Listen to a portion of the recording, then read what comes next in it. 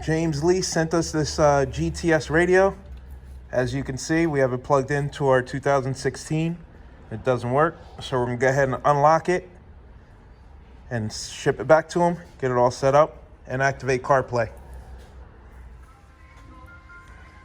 Doing the software update.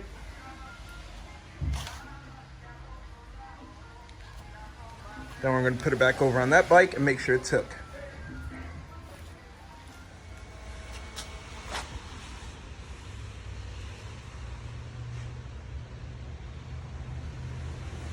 Hey, we have a working 2020 Harley radio and a 2016.